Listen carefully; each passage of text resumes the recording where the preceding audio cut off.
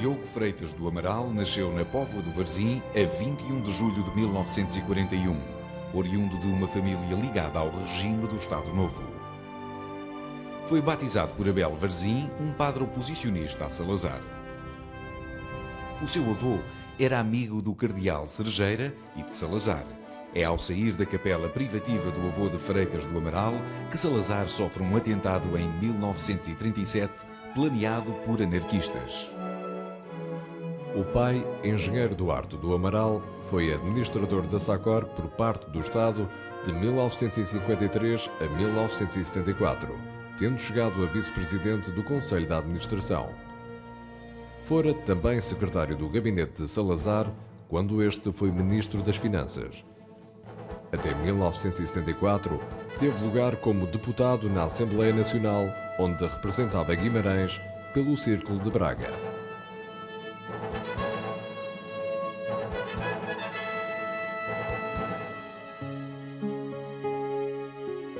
Diogo Freitas do Amaral frequentou o Liceu Pedro Nunes de 1951 a 58.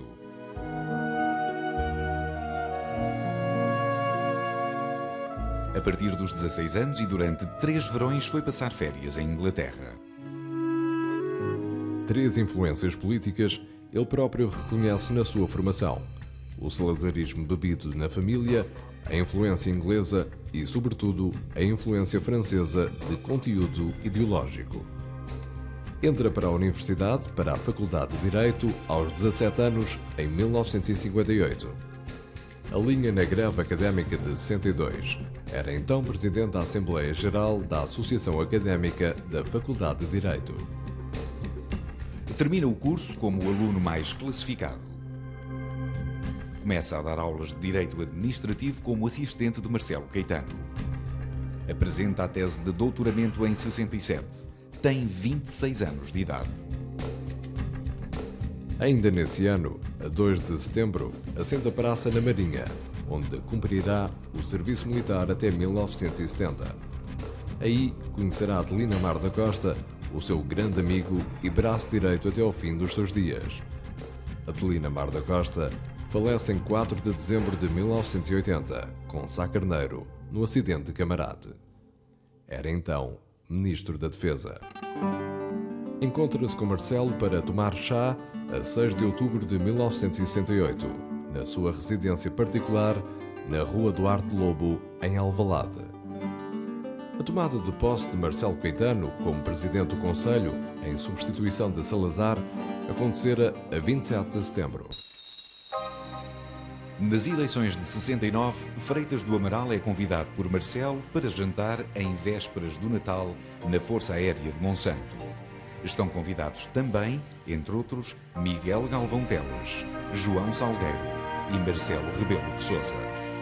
Tema da refeição: fazer uma análise dos resultados eleitorais em que a oposição concorrera dividida entre a CDE e a CEUD. Depois das eleições de 1973, a que a oposição não concorre, é convidado por Marcelo para Ministro da Justiça. Tem 32 anos. Recusa. A 18 de outubro desse ano, dá-se o seu último encontro com Marcelo. Já não acredita no futuro político do seu mestre, da abertura prometida e do próprio regime. A queda está por meses.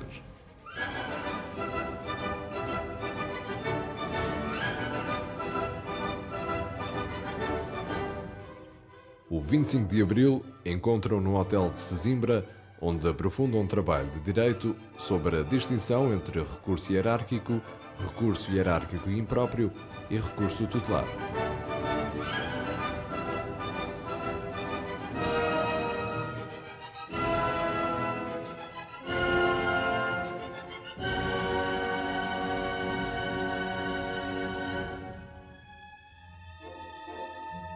A 4 de maio é chamado pelo MFA para ir ao Palácio de Belém com Alberto Xavier. Veiga Simão é encarregado de elaborar o programa do primeiro governo provisório. Pede a colaboração de Freitas do Amaral e de Adelino Amar da Costa, que com o seu cunhado Roberto Carneiro trabalharam num gabinete de estudos do Ministério da Educação no tempo em que Veiga Simão era o titular daquela pasta. O programa de governo acaba por ser feito por Freitas do Amaral e aprovado por decreto-lei da Junta de Salvação Nacional. Nos últimos dias de maio, é chamado a Belém pelo Presidente da República para fazer parte do Conselho de Estado. Tem 32 anos. Eu, abaixo assinado, afirmo solenemente pela minha honra que cumprirei com lealdade as funções que me são confiadas.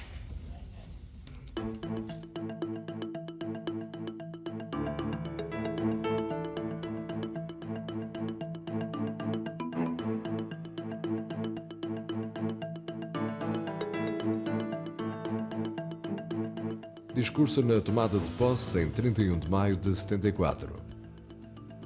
Senhor Presidente da República, pediram-me que fosse eu a responder a Vossa Excelência neste momento, em nome dos membros do Conselho de Estado que acabam de ser empossados. Serão palavras muito simples, as minhas. A primeira é para agradecer, sensibilizado, os votos de felicidades que o chefe do Estado quis ter a gentileza de nos dirigir.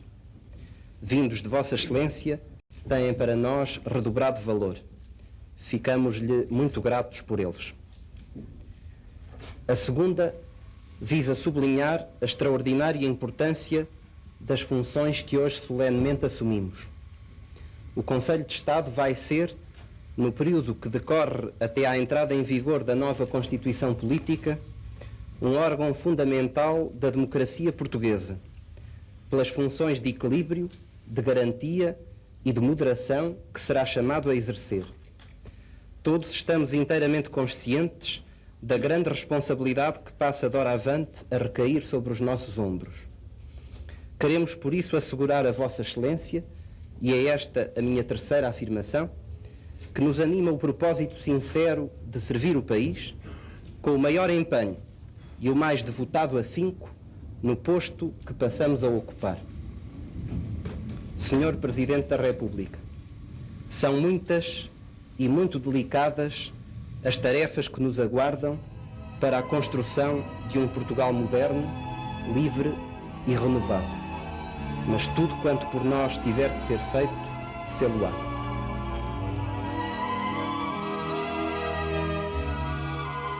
Almeida Bruno, um dos mais próximos colaboradores do General Spínola, pede-lhe para formar um partido.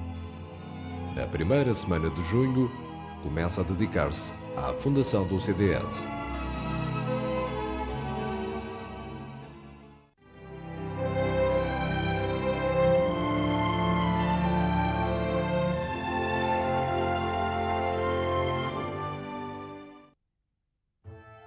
Em consonância com Adelino Amar da Costa, havia dois limites que era necessário impor quanto às adesões ao CDS. Só seriam aceites pessoas que não defendessem o socialismo, quer na ideia, quer na palavra, e não aceitariam pessoas que tivessem colaborado com o Estado Novo.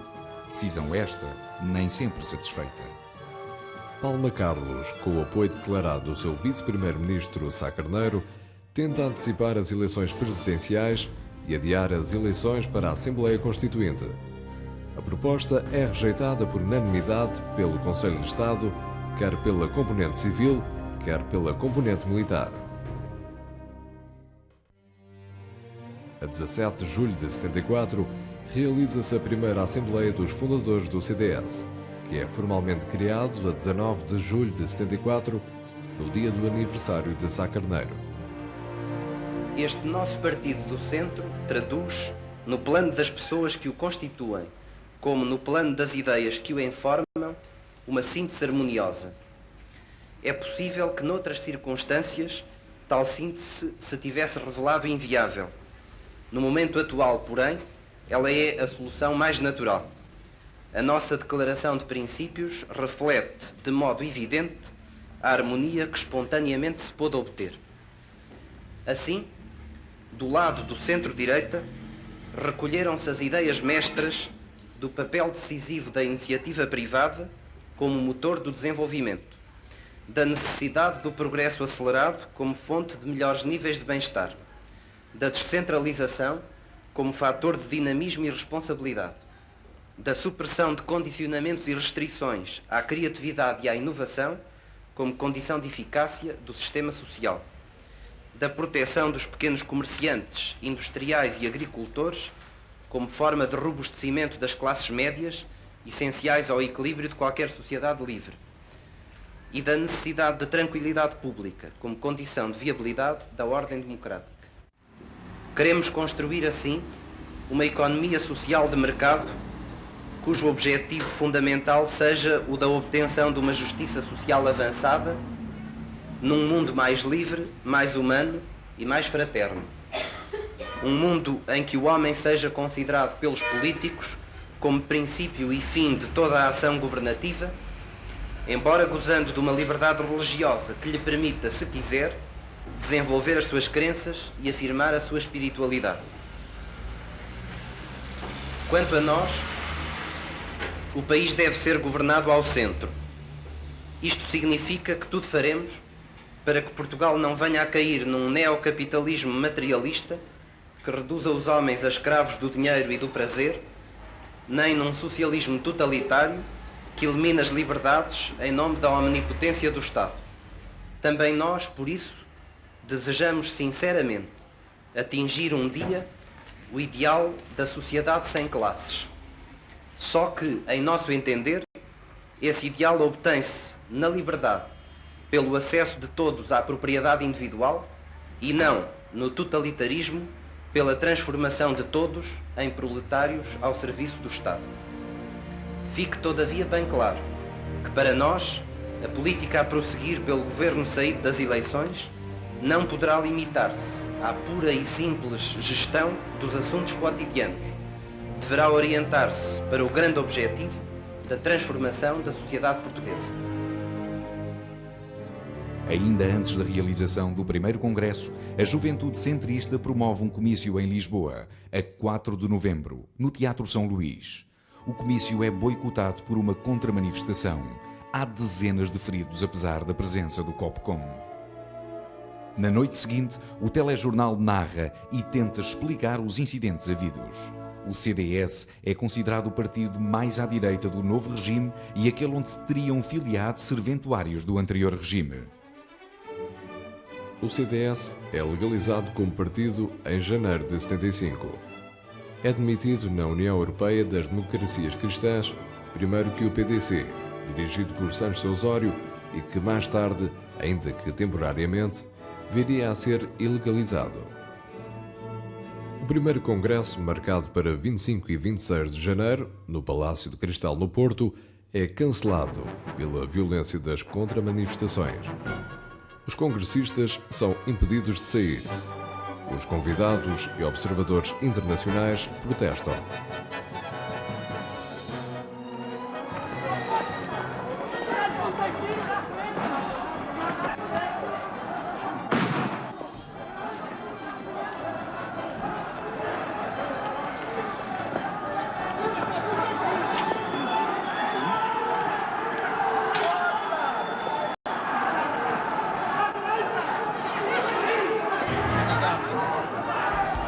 O programa do CDS é aprovado formalmente no primeiro congresso, em 21 de fevereiro de 75.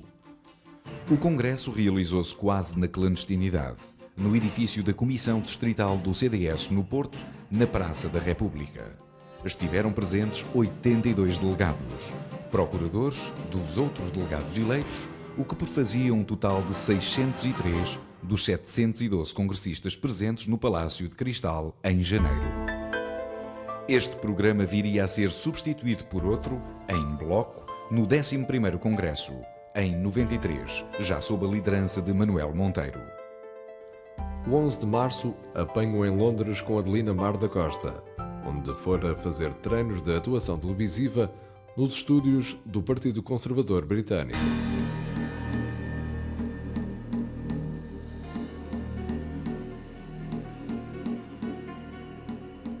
A sede do CDS, no Largo do Caldas, é assaltada.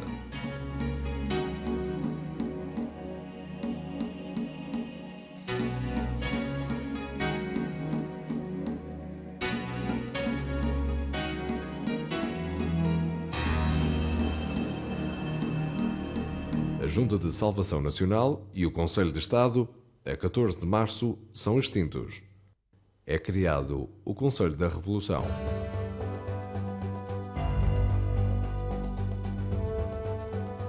Freitas do Amaral chega a recear ser preso. A 11 de abril de 75, é assinado no Palácio de Belém o primeiro pacto MFA-Partidos, subscrito pelo CDS, PCP, MDP-CDE, FSP, PS e PPD. Embora discordando dos termos do pacto, o CDS subscreve o acordo, temendo que uma recusa o afastasse do sistema partidário em construção.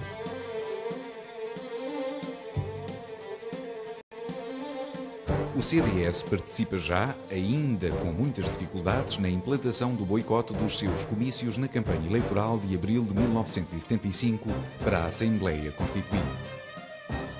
Freitas do Amaral, a par de Adelino Amar da Costa, é o rosto mais visível do novo partido. As eleições são ganhas pelo PS, com 37,87% dos votos, seguido do PPD, com 26,39%, e do PCP com 12,46%. O CDS perfila-se como o quarto partido do novo sistema político e obtém 7,5% dos votos. Com o 11 de março, dão-se profundas alterações na nova sociedade portuguesa. Há uma inflexão à esquerda. Durante os meses de maio e junho, são decretadas a maior parte das nacionalizações de empresas privadas. Continua o êxodo de capitalistas e empresários para o estrangeiro, sobretudo para o Brasil.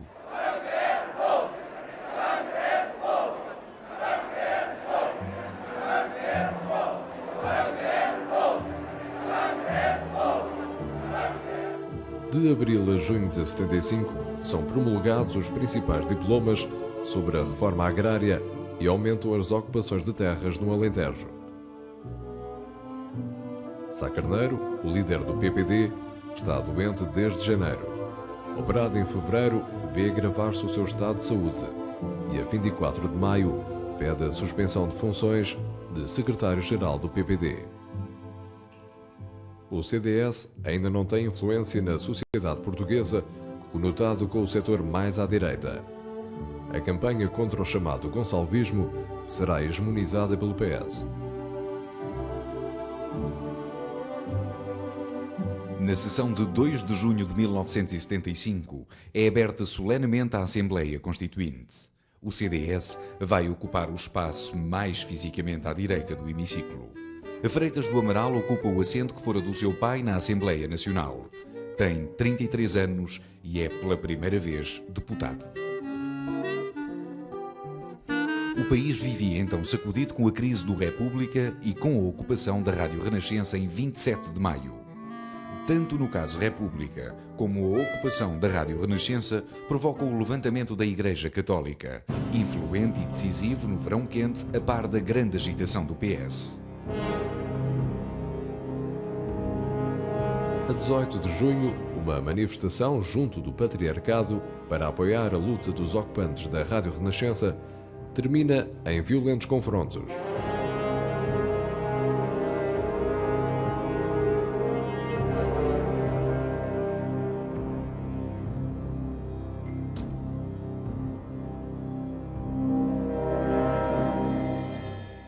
A 19 de julho, o PS promove um gigantesco comício na Alameda, cuja palavra de ordem é a admissão de Vasco Gonçalves.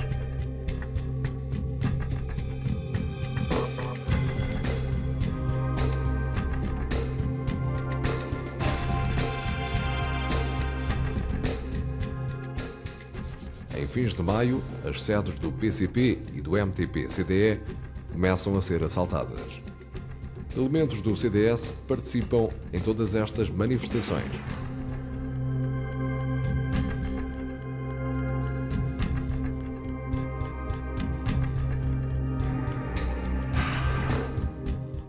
Até agosto, perto de 100 sedes são assaltadas.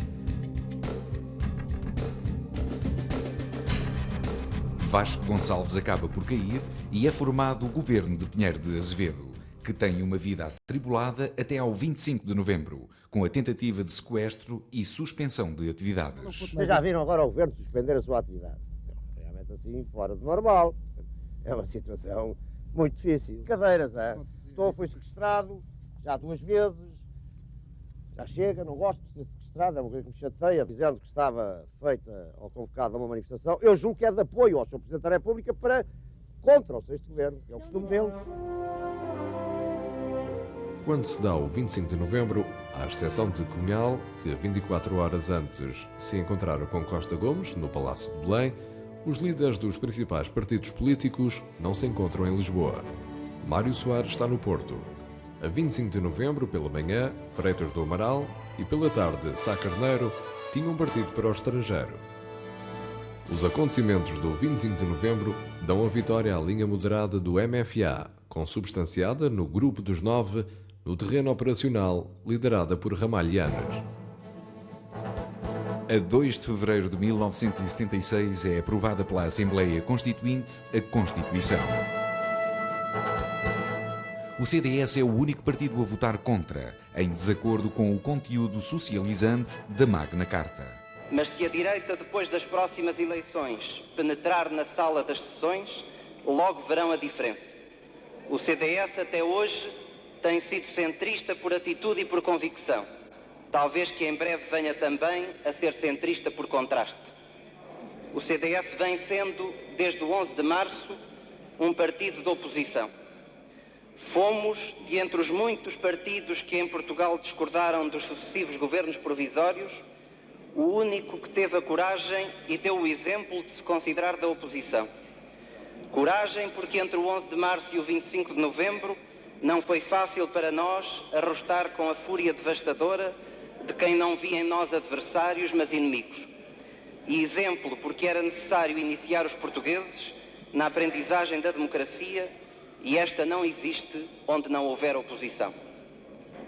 Senhor Presidente, senhores deputados, as próximas eleições vão constituir, assim o esperamos, um marco fundamental na história política do nosso país. Todos os partidos democráticos têm razões para estar de parabéns por terem conseguido que elas se fizessem e que se fizessem agora. Com todos os partidos democráticos, e em especial com aqueles que aqui ajudaram a defender a Assembleia Constituinte e com ela a democracia nascente, o CDS partilha a satisfação, o entusiasmo e a alegria do novo período eleitoral que se avizinha. E seja-me permitido terminar com uma nota pessoal.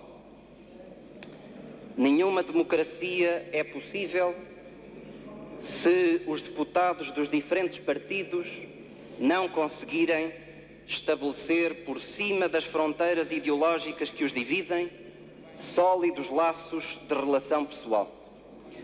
O CDS, ao despedir-se hoje de todos, não esquece que em muitos deixa bons amigos. A luta política pode trazer-nos aqui partidariamente mais distantes. Espero, no entanto, que isso nos não impeça de regressarmos humanamente mais próximos. Tenho dito. A 8 de fevereiro, ainda um comício do CDS, o primeiro no Campo Pequeno com a presença de Freitas do Amaral, é boicotado. Dos confrontos entre militantes do CDS e contra manifestantes, resultam 5 feridos. Foi em abril do ano passado que, antes da assinatura do pacto com o MFA, nos afirmámos claramente da oposição. Até 11 de março não procedemos assim, porque até essa data a Revolução afirmava-se democrática e foi só depois que, ao deixar de o ser, se transformou em Revolução Socialista. A democracia não representa apenas uma forma de designação dos governantes, constitui também um método de exercício do poder. Um verdadeiro democrata não pode contentar-se em ser um ditador eleito. Tem de ser um homem de diálogo. O poder não dialoga, dizia a direita do antigo regime, num conceito que ainda hoje encontra eco em toda a esquerda antidemocrática. Quando o CDS estiver no poder, pode a oposição estar certa. de que será ouvida antes das grandes decisões a tomar pelo Governo e de que será chamada regularmente a dirigir-se ao país pela televisão. Ainda nesse mês, a 20, há em Lisboa uma poderosa manifestação pela libertação dos militares presos em consequência dos acontecimentos de 25 de novembro.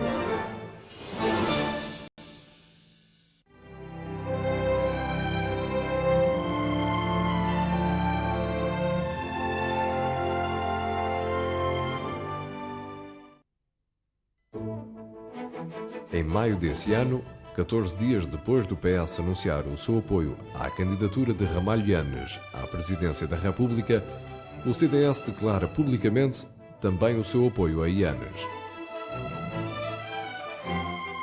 Nas eleições legislativas de 25 de abril, o CDS foi o único partido a subir de votação, que duplicou, passando de quarto para terceiro partido. As eleições foram ganhas pelo PS, mas o CDS conseguiu 15,9% dos votos. Nas eleições para a Constituinte, tivera 7,5%, enquanto o PCP se quedava pelos 14,6%. Nós consideramos que um governo minoritário é uma solução grave em qualquer momento para uma democracia e, muito especialmente, se essa democracia não está ainda definitivamente consolidada e atravessa uma crise grave. Para a enfrentar e a resolver com êxito, é necessário governar com competência, com autoridade e saber adotar, em determinados casos, medidas impopulares. Para que isso aconteça, é necessária uma ampla base social de apoio e, por conseguinte, nós entendemos que nesta fase seria necessário constituir um governo da máxima coligação possível. Segundo os nossos estudos, o período crítico no qual se vai resolver ou não a crise económica portuguesa é um período de 2 anos. E é justamente para um período de 2 anos que nós preconizamos que devia constituir-se essa coligação. Ramalho Yanes ganha as eleições presidenciais a 27 de junho, logo à primeira volta, com 61,5% de votos, com o apoio declarado do PS, PPT e CDS. Em 23 de julho toma posse o primeiro governo constitucional, esfiado por Mário Soares. É um governo minoritário. Dura até 8 de dezembro de 77, quando já de madrugada no Parlamento, toda a oposição chumba a moção de confiança apresentada pelo governo.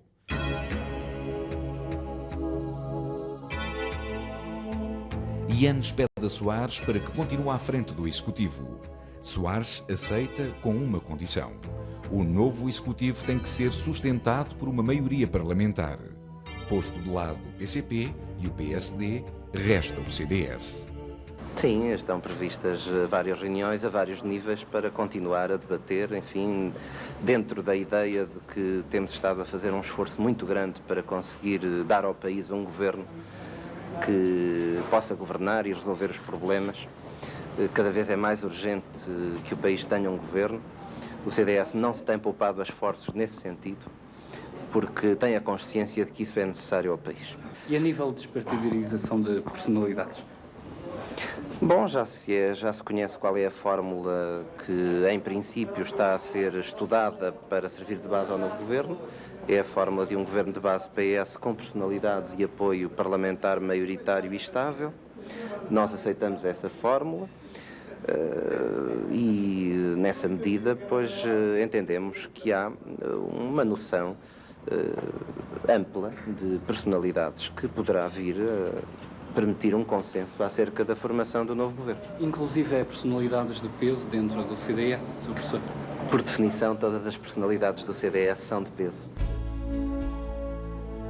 A 11 de janeiro é estabelecido um acordo político entre o CDS e o PS, subscrito por Mário Soares e Freitas do Amaral. Formalizado o entendimento, são entregues ao CDS 3 pastas. As personalidades do CDS que integram este governo são 3, ou seja, o Ministro dos Negócios Estrangeiros, Vítor Sá Machado, o Ministro da Reforma Administrativa, Dr. Rui Pena, e o Ministro do Comércio e Turismo, Dr. Basílio Horta. O segundo governo provisório toma posse a 31 de janeiro de 1978, mas este entendimento é de curta duração. Para o Ministério da Agricultura fora Luís Saias, que viria a estar na base da ruptura com o CDS, na sequência de um alegado acordo sobre a política agrícola entre o PS e o PCP. Não se confirma, portanto, uma eventual remodelação governamental no setor da agricultura. Bom, sabe, nós não temos o costume de pôr as questões em termos de pessoas, pomos as questões em termos de política. As políticas têm estado e vão continuar a ser definidas em comum pelos dois partidos no âmbito do governo. Nós não levantamos problemas de caráter pessoal e tudo quanto tenha a ver com qualquer eventual remodelação ministerial é problema da competência do Sr. Primeiro-Ministro e só ele poderá esclarecer o país. Simpatizantes do CDS que têm saído. Esses que saem, porquê é que sairão? Será que de algum modo se sentiram enganados pelo CDS? Eu creio que não. Eu creio que há pessoas que nunca fizeram segredo de que estavam no CDS porque não havia nada mais à sua direita. A partir do momento em que a liberdade, a democracia, que pelo esforço conjugado de todos os democratas existe hoje em Portugal, assegura a possibilidade de existirem partidos e movimentos à direita do CDS, desde que cumpram as regras próprias da democracia, naturalmente que essas pessoas sentem o desejo de se recolocarem, indo em direção onde se sintam mais à vontade. Não tem, em todo caso, ninguém razão para considerar que o CDS mudou. O CDS não mudou, nem mudará, é o mesmo. Nem sequer para dizer que o CDS terá alterado ou modificado as opções com que se apresentou às últimas eleições. Nós nunca escondemos e dissemos-lo claramente, quando fomos para as eleições, que éramos favoráveis a um governo de maioria e que, se isso fosse necessário, estaríamos de acordo com a formação de um governo de coligação ou de um governo de 2 ou mais partidos, quer se tratasse de uma conjugação do CDS com o PSD, quer do CDS com o PS, quer com ambos. Isto foi dito e redito durante a campanha eleitoral e, portanto, o facto de agora termos concretizado uma aliança do governo apenas com o Partido Socialista está perfeitamente dentro das grandes opções e promessas que fizemos ao eleitorado. Quando se tem uma grande ambição pessoal, essa ambição ajuda, impulsiona, empurra para a frente e ajuda a compensar muitas dificuldades. Mas quando o sentido do dever é uma noção forte e um imperativo de consciência, também ele serve de impulsão e ajuda a aguentar enquanto se deve aguentar.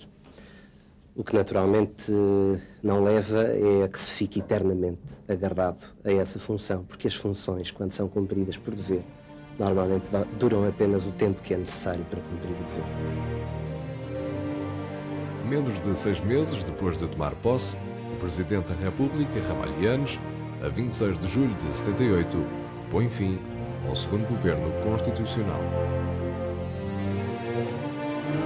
Em junho de 1978, Freitas do Amaral foi eleito para o seu primeiro cargo de dimensão internacional, vice-presidente da União Europeia das Democracias Cristãs. Com a queda do governo do PS, minoritário ou em coligação, sucedem-se os governos de iniciativa presidencial de Nobre da Costa, Mota Pinto e Lourdes Pintacilgo. Em 8 de junho de 1979, é assinado um acordo entre o PSD e o CDS, contendo as bases de entendimento entre os dois partidos. Este acordo é formalizado em 5 de julho de 1979, com o nome de AD, Aliança Democrática, para uma nova maioria. O acordo é assinado no Hotel Tivoli por Sá Carneiro, Freitas do Amaral e Ribeiro Teles. Contém as bases de um entendimento político entre os dois partidos, com vista à formação de um novo poder político. É o momento alto do CDS. A AD provoca um verdadeiro levantamento em todo o país. Os seus dirigentes recusam-se a estar presentes na tomada de posse do último governo de iniciativa presidencial, o de Lourdes Pintacilgo. Em finais de outubro, a AD divulga o programa eleitoral do Governo, composto por 6 grandes áreas e cuja coordenação é da responsabilidade de Vasco Polido Valente. A 2 de dezembro de 79, sob o slogan "Um Governo, uma maioria, um Presidente", a AD obtém a maioria absoluta e forma governo com Freitas a vice-primeiro-ministro. O CDS conquista 43 assentos no Parlamento. Eu, abaixo assinado, afirmo solenemente pela minha honra que cumprirei com lealdade as funções que me são confiadas.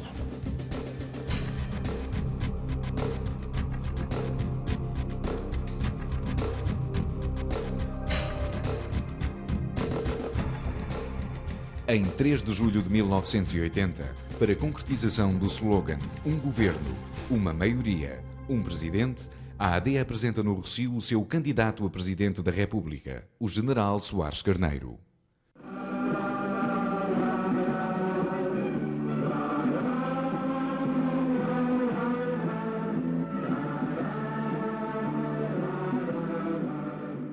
Nas eleições de outubro de 80, a AD aumenta a sua maioria absoluta e o CDS sobe para 46 deputados. Em primeiro lugar, eu gostaria de sublinhar que a Aliança Democrática conquistou a maioria absoluta do número de deputados na Assembleia da República, sem contar com os deputados das regiões autónomas e sem contar com os deputados dos círculos da imigração. Ao contrário do que acontecera no ano passado, o que mostra o aumento significativo da votação na AD este ano. Penso, por outro lado, que jogou decididamente a nosso favor e contra os nossos adversários a campanha essencialmente negativa que foi desencadeada e conduzida quer por socialistas, quer por comunistas. Virou-se o feitiço contra o feiticeiro. E a campanha de ataques pessoais e de violências e de calúnias e injúrias que praticamente monopolizou os tempos de antena dos nossos adversários acabou por ser fortemente negativa para eles próprios e positiva para nós, porque o povo português não compreende assim a política e desejaria que a campanha tivesse sido da parte deles a apresentação de críticas honestas ou de propostas alternativas e não o mero bolsar de calúnias, de injúrias e de mentiras. E também porque foi claro, apenas ao fim de 8 meses de governo da Aliança Democrática, que somos nós os verdadeiros portadores de um projeto autêntico e verdadeiro de justiça social. O sonho do projeto da AD, um governo, uma maioria, um presidente, desfaz-se na campanha presidencial. Soares Carneiro é derrotado por Ramalho Yanes. O General Ramalho Yanes ganhou as eleições, será, portanto, o próximo Presidente da República, num novo mandato. Essa decisão é uma decisão da maioria do povo português e, como tal, deve ser acatada e respeitada. Simplesmente, assim como nós aceitamos a decisão que a maioria hoje tomou em relação à Presidência da República, também exigimos com a maior firmeza que seja respeitada a decisão que a maioria tomou em 5 de outubro em relação ao Parlamento e ao Governo. Isto é, nós ganhamos as eleições em 5 de outubro, temos uma maioria parlamentar e o direito de governar o país por 4 anos. E este é o dado fundamental sobre o qual há que assentar as soluções políticas nos próximos 4 anos. Nós continuamos a apreciar, como dissemos durante a campanha eleitoral, as consequências políticas da vitória do General Ramalho Yanes, obtida com o apoio do Partido Comunista.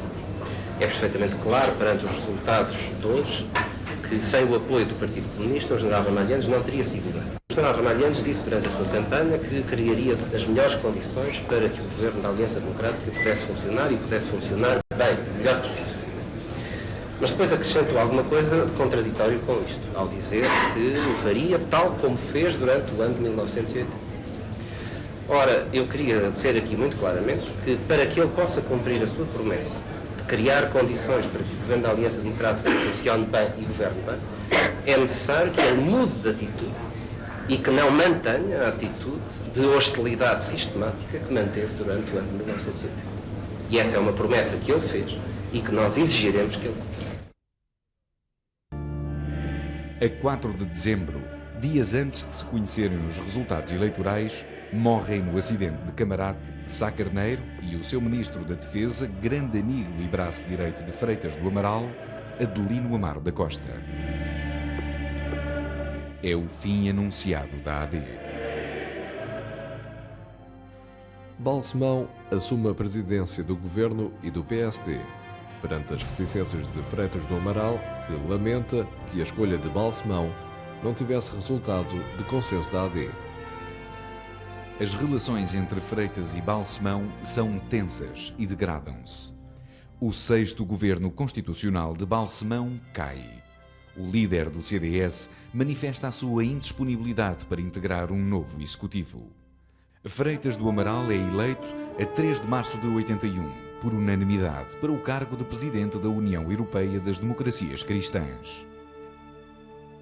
A minha intenção é de exercer plenamente e em simultâneo as funções de Presidente do CDS e de Presidente da UEDC. Eu quero dizer que, naturalmente e como sempre, continuo contrário às diplomacias paralelas e, portanto, não farei qualquer intervenção que tenha a ver com a política externa portuguesa, a menos que isso me seja pedido pelo Governo português e nos termos que forem acordados com o Governo. Naturalmente que, se isso for solicitado, depois não deixarei de exercer a influência que puder exercer no sentido de que a integração de Portugal se faça nas melhores condições e o mais rapidamente possível. A 27 de março realiza-se o 4º Congresso do CDS, em que Freitas do Amaral é reeleito.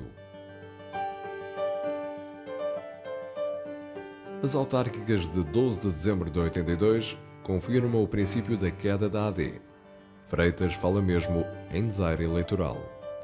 Eu não penso que estas eleições venham pôr em causa a coesão da Aliança Democrática. O próprio facto do CDS ter ganho algumas câmaras ao PSD não significa de modo nenhum que isso vá alterar a correlação de forças entre os partidos da AD. A zona cinzenta está, portanto, entre os 40 e os 43, 43,5 ou 44, segundo os cálculos, mas anda à volta disso. E nessa zona, eu penso que nós estamos perante um desaire eleitoral, não uma derrota clamorosa, mas não também uma vitória. Estaremos perante um desaire eleitoral e, pela minha parte, quero dizer que, depois de conhecidos os resultados completos, se a percentagem nacional de votos dos partidos da Aliança Democrática nestas eleições se situar entre os 40 e os 43, pois nós, CDS, declararemos publicamente que consideramos que a Aliança Democrática sofreu um desaire eleitoral. A 29 de dezembro, Freitas do Amaral demite-se da presidência do CDS. A 31 de dezembro, Lucas Pires substitui Freitas do Amaral na presidência do partido. Tanto Balsemão como Freitas perdem as lideranças partidárias. A 25 de abril de 83, o PS ganha as eleições e Soares regressa ao poder e, com ele, ainda que só durante um governo, o PSD. Em 1985, é Lucas Pires que abandona a liderança do CDS, onde será substituído por Adriano Moreira.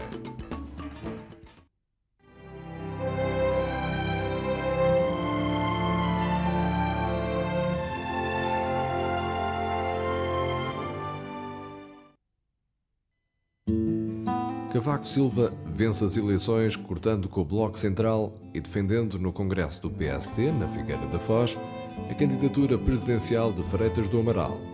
É o novo poder em Portugal. A 26 de abril, Freitas abandona o CDS para se candidatar às eleições presidenciais.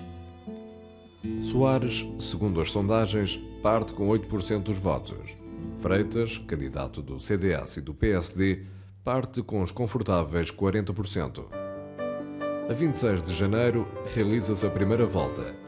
Freitas obtém 46,3%, Mário Soares, 25,4%, Salgado Zenha, 20,9%, e Lourdes Pintacilgo, 7,4%.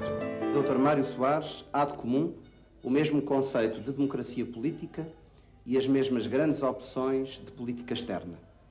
É bom para a democracia portuguesa que a segunda volta das eleições presidenciais seja disputada entre nós dois. Considero os resultados por mim obtidos como extraordinariamente positivos e animadores. Numa campanha moderada, feita em tom positivo. O debate televisivo entre Mário Soares e Freitas do Amaral revela-se decisivo para a vitória do líder socialista, bem como o apoio do PCP. Efetivamente, parece-me que há uma alteração qualitativa muito importante da primeira volta para a segunda.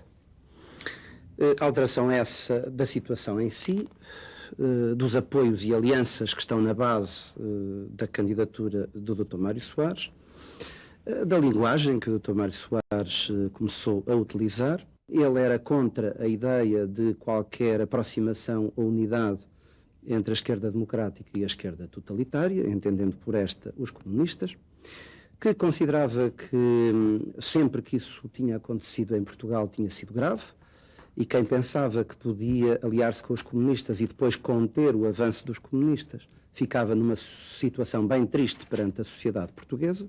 Bem, antes de mais nada, se o professor Freitas do Amaral, para dizer aos portugueses e para falar agora aos portugueses na segunda volta, só inventou esta questão do pseudo-acordo com o Partido Comunista, está pobre de argumentos. E eu devo dizer ao professor Freitas do Amaral que a consideração que tenho por ele faz com que eu tivesse ficado bastante desiludido com a maneira como ele procedeu nesta matéria, porque mostrou uma grande falta de seriedade intelectual ao fazer uma acusação que não passa pela cabeça de ninguém em Portugal, seriamente. Todos os primeiros anos da minha carreira política foram isso mesmo. Foram a demarcação em relação à extrema-direita. Foram a contenção da extrema-direita.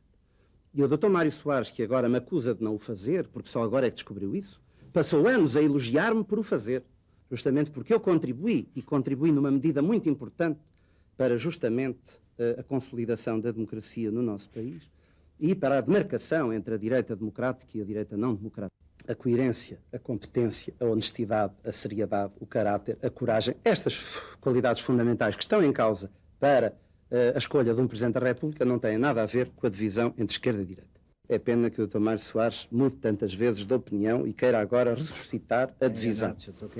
Eu não fiz apelos ao povo de esquerda. O Dr. Mário Soares fez, e a sua candidatura, o que é grave num candidato à presidência da República. Porque um candidato a presidente de todos os portugueses deve dirigir-se a todos os portugueses. Deve fazer as suas propostas e os seus apelos a todos os portugueses. Não deve ser ele a introduzir a divisão entre os portugueses, a catalogá-los e a separá-los. O Dr. Mário Soares fez. Quando eles dizem tapa a mão, tapa a cara, não veja o nome, ponha a cruz para derrotar Freitas do Amaral. Bem, o doutor Freitas do Amaral fez uma certa unanimidade contra ele. E o grande mal disto, e eu denunciei-o desde o início, é que quando se pretende polarizar à direita uma situação, evidentemente que se está a estimular um certo radicalismo de esquerda. E numa altura em que houve a esquerda renovada, a esquerda moderna, que teve a vitória no dia 26 de janeiro, bem, o que é que faz a direita?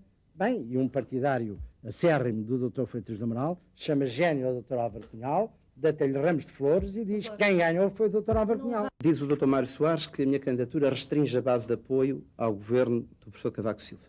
Bem, o Dr. Mário Soares começou por declarar que a sua eleição implicaria a admissão do professor Cavaco Silva, disse em dezembro.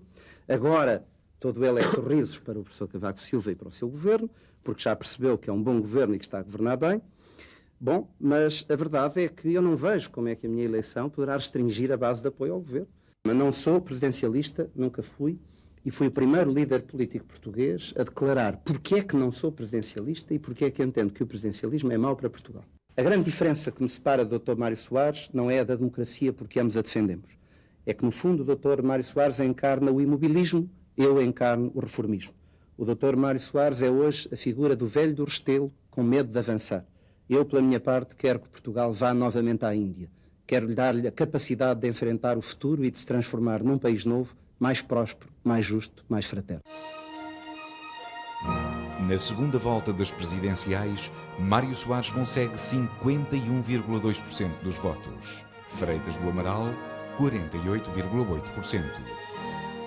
Minhas senhoras e meus senhores, com base nos resultados já conhecidos, reconheço a vitória do Dr. Mário Soares.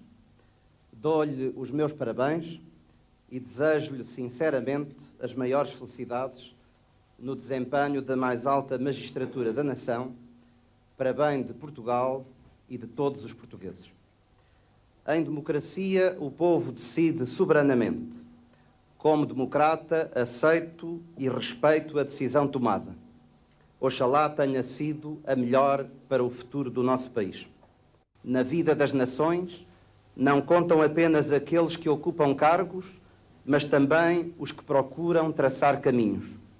É por isso que o meu voto final é o de que, apesar do resultado da eleição de hoje, os portugueses possam sair finalmente da crise em que têm vivido e, com muita energia e entusiasmo, consigam mesmo levar para a frente Portugal.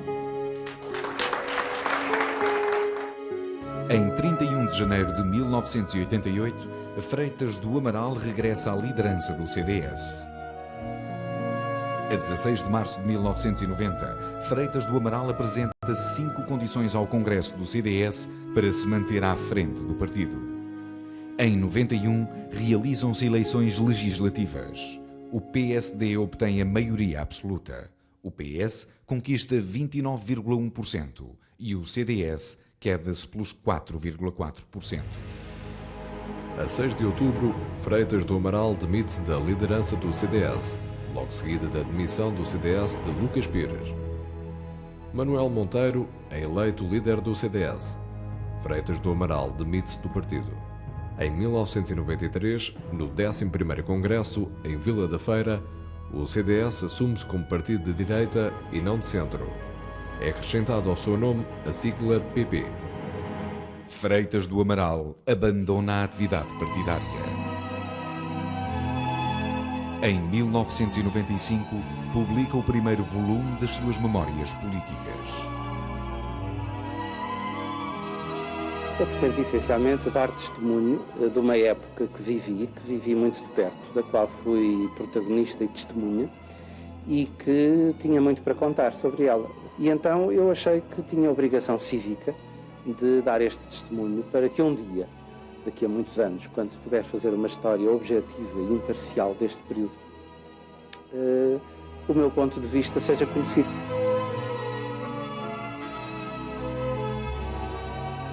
Sinto-me em total liberdade relativamente à vida política. Por um lado, com a consciência tranquila, porque acho que o contributo que dei em anos muito difíceis e sempre na primeira linha de fogo para a vida política portuguesa, de alguma maneira dá-me a noção de que cumpri o meu dever cívico de participação ativa na política para com a minha pátria. Eu não fui nunca um homem de esquerda, nem pretendi sê-lo, nem nunca o escondi. Também não me considero uma pessoa de direita no sentido clássico que se dá a essa expressão. O meu ideal é o centrismo europeu, que tem muitas tradições, ao contrário do que algumas pessoas dizem em Portugal, que é uma coisa que não existe em parte nenhuma, que é uma invenção nossa. Não é verdade. Houve partidos, e há partidos chamados partidos do centro, há centristas por toda a parte na Europa. Bom, e foi esse o meu modelo político, foi esse o meu ideal, foi o ideal em que eu me formei politicamente e foi o que eu procurei implantar em Portugal, sem grande sucesso do ponto de vista da implantação do centrismo, com bastante êxito do ponto de vista da conversão da direita à democracia e da pacificação da sociedade portuguesa em torno do projeto democrático, quando ele se estabilizou e se definiu como uma autêntica democracia, a seguir ao 25 de novembro de 1975. Posso imaginar o que teria sido Portugal se à frente do CDS em 74, 75 tivessem pessoas da direita clássica, revanchistas, querendo voltar a conquistar Angola e Moçambique, querendo dar golpes militares a torto e a direito contra o poder instituído. Está a pensar em quem? Em Caúza da Riaga, por exemplo? Não estou a pensar em ninguém, nem quero acusar ninguém, mas podia ter acontecido que aquele partido que se fundou a partir da colaboração do Eugênio Amar da Costa e de mim próprio, tivesse ficado nas mãos de pessoas que fossem, por exemplo, pessoas que andassem a conspirar com os militares. Nessa altura houve militares que me vieram várias vezes propor fazer um golpe de Estado para acabar com a desordem e com o caos em que se via em Portugal. E eu disse, não faço golpes de Estado, não participo em golpes de Estado, não entro nisso. O meu jogo é o da democracia e se não for possível a democracia em Portugal, a minha única opção é ou a prisão ou o exílio. Eu penso, modéstia à parte, que aquela eleição há 10 anos pôs frente a frente dois candidatos que, pela votação que tiveram do povo português, podiam ambos aspirar a vir a ser bons Presidentes da República. Comigo a democracia não correria perigo e antes pelo contrário. Eu seria certamente um Presidente da República que teria contribuído durante estes 10 anos, se lá estivesse, para consolidar e aprofundar a democracia, para fazer com que o debate democrático fosse um debate descontraído, para não introduzir a crispação na vida política portuguesa. Penso que isso... em Horácio Gerais teria feito o mesmo que o Dr. Mário Soares? Não teria feito o mesmo, não teria com certeza feito melhor, mas teria feito diferente, com as mesmas preocupações fundamentais. Consolidar a democracia, estabelecer a tolerância entre os portugueses, habituá-los a conviver, habituá-los a aceitar a divergência como uma coisa natural. É o primeiro português a presidir a Assembleia Geral das Nações Unidas.